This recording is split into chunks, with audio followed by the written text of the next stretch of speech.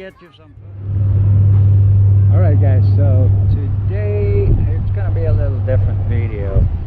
I want to cover, there's a gentleman here that goes under the name Banana Man, and I'm going to cover that a little bit today and talk about it. What he does, he basically feeds kids here in this area, and let me pan around, right? He is working underneath the bridge here and over all the way up, taking care of these kids.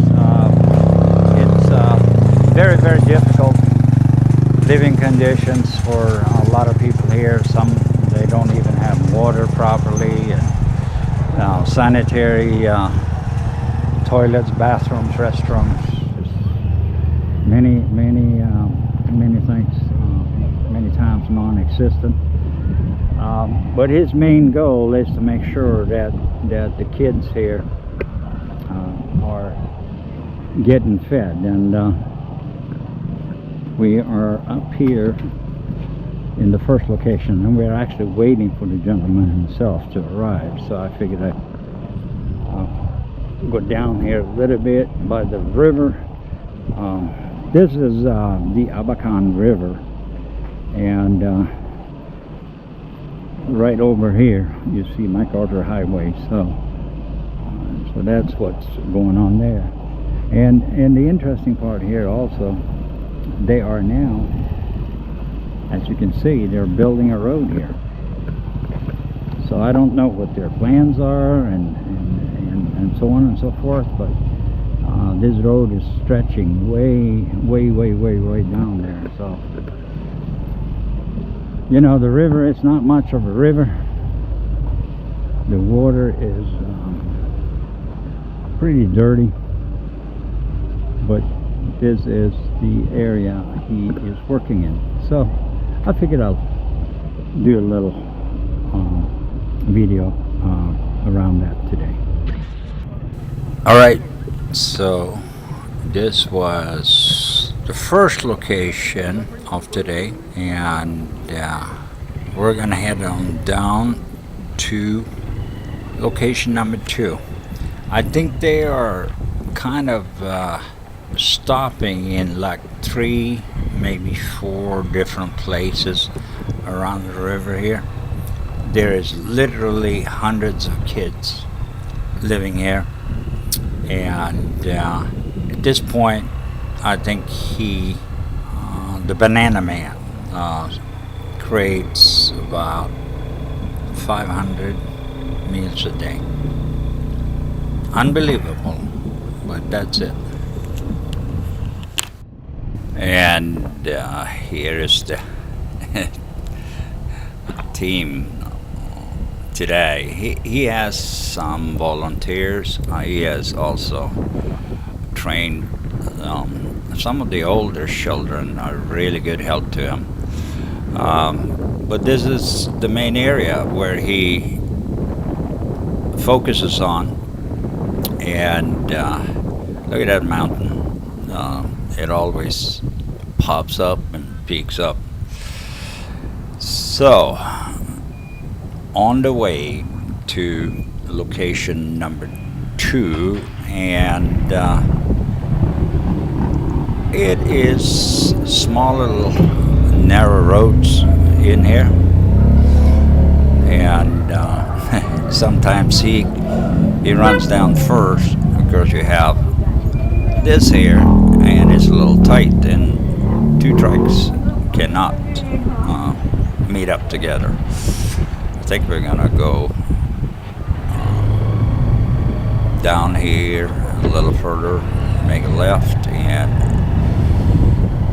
there's an access out there to the river.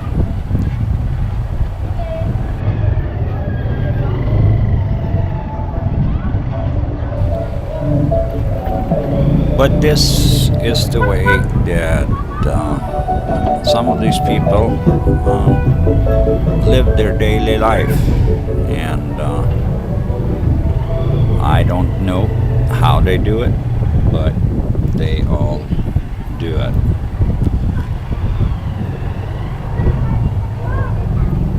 The roads are developed in some areas not, like here. We are right now down by the river here, so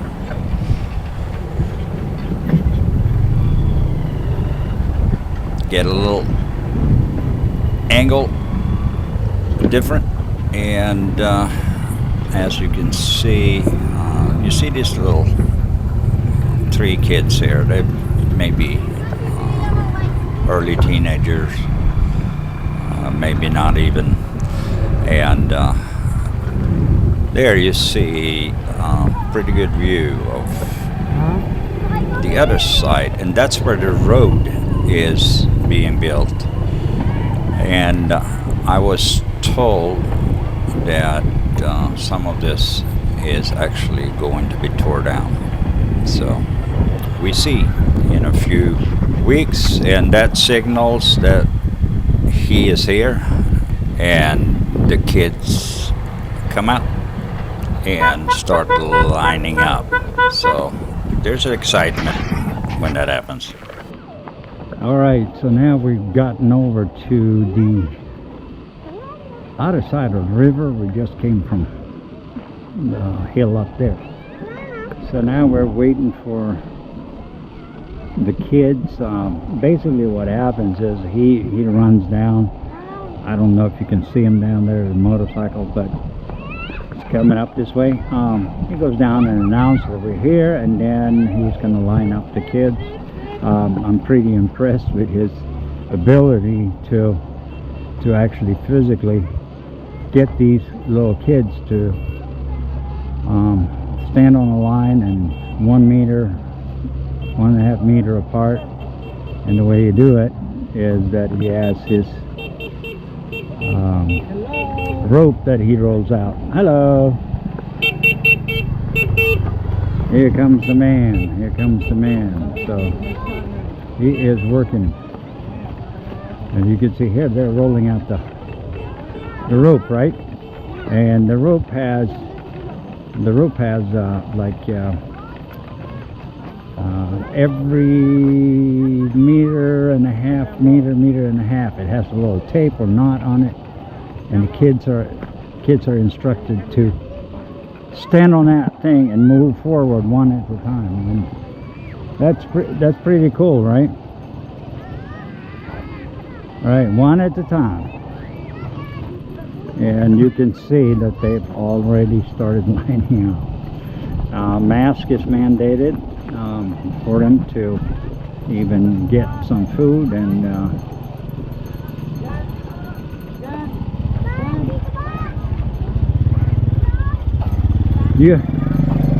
you train these kids pretty good. They line up on the rope. Yeah, huh? Yeah. They line up on the rope all the time. So that's how quick that went. This was from my daughter's inheritance. Yeah. Alright, so and then basically what they have now, some bananas in the afternoon, I think, and they also have a little bag of rice mixed with vegetables and a few other things. How many meals a day are you putting out? 580. On Sundays more than that. How many ice cream to come over here? You buy 50 ice cream. I mean, this is how I spend my daughter's inheritance. She don't like it. Yeah.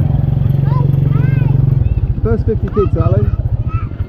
50 kids get ice cream? Yeah, otherwise what happens is all the kids come out. So the first 50 we buy an ice cream for. Right. Hey, you!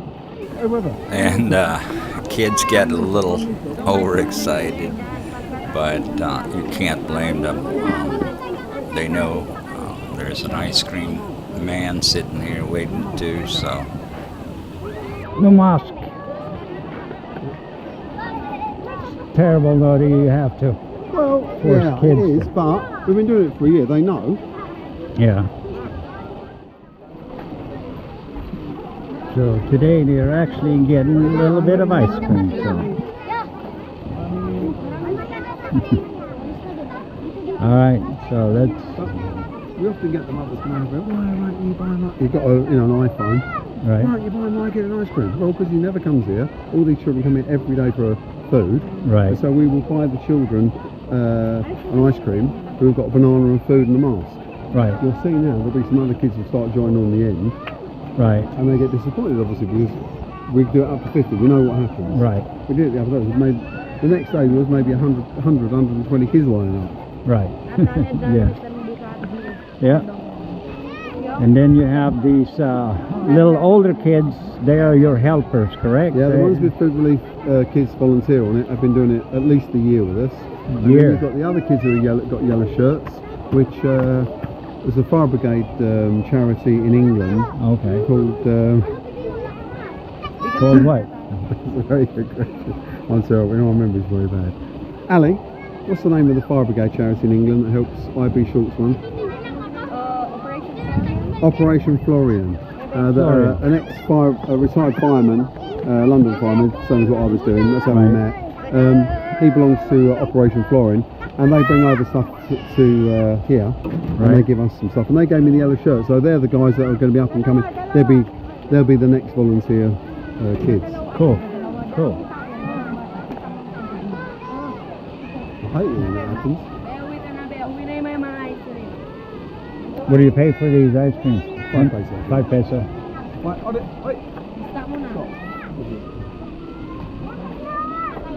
Yeah. I don't drink, I don't smoke, it's okay, it's no problem. But as I say, I'm happy to spend my daughter's inheritance. Right. I don't know if you remember what I was saying to you about, I got that bike. Right. It was, say 90,000. Right. But it's not 90,000. It's 45,000 because I'm not going to live to be 100. And it's not 45,000 because it's only my daughter's inheritance. So I reckon that bike cost me 22,500, which is a great deal. It's a good deal, yeah. Yeah, it's a good deal. I saw my friends get bitter and twisted about money as they got older. I thought, no, I don't want to be like that. So I said, when I'm 50, and now on everything I buy, it's only costing me 50%. Right. So those ice creams only cost me about 1 1/4 pence each. Yeah, tell me a little bit. That's she's come out. She doesn't normally come out for food. Right. It's a free ice cream, so she's interested in it. Right. If I keep it to 50, no matter now, she'll go and queue up, then she won't get it. Right. But she'll come and get the food and probably throw it away. That's the problem with it. Right. Because they have food. Some of the kids have food. Yeah. Okay. And that's one reason why we can't, even if we had the money, there's no point in improving the food, because then what happens is you get more children come out. So for example, if you go to the end of here, you know where we turn left to go up through the alleys, those children there won't eat this food. If I upgrade, all those children will come and eat. Right. So these children, you know, are hungry. They eat normally once a day, and they all want to eat our food. Right. But at the end there, in that part of the slum, which as we come through, they're eating prawns. Right. They'll come for the chocolate and the ice cream, but that ruins it because then they just throw the food away. Right. Yeah, that's true. So that's what we've learned over a period of time. Right. So you can see that we've knocked the houses down up to there, and they're going to knock all those houses down along there next. So they're knocking down the houses on this side next? Yeah, the road's going to go right the way up to Koreantown. So all these houses, they've knocked the houses down that were down along there, and now they're going to knock all that down there. Oh wow. So yeah, I noticed they're up here somewhere with the road. Down there, right? Down where that machine is, that's where the road's up to now. I mean, there were all houses there. Yeah, that's the house we were at in the beginning, yeah. So the next few days, weeks, that lot will be knocked down along there. Right. And where do they force the people to go? Wow. It is incredible, it's incredible. All right. Here.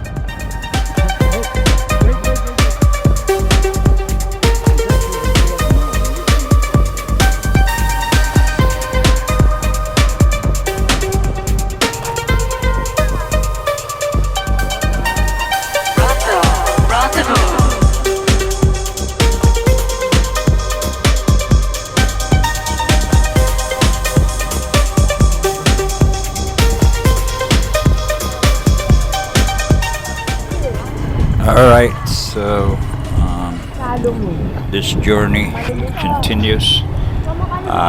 The whole process here takes a couple of hours to get out about 300 meals in the afternoon, and, or maybe not quite 300, 250, and I think he said it's a total of 580 a day, and that is a substantial amount for a single man with a passion to do this. So this be the little short video, and thank everybody for watching, and we'll see you soon again. God bless.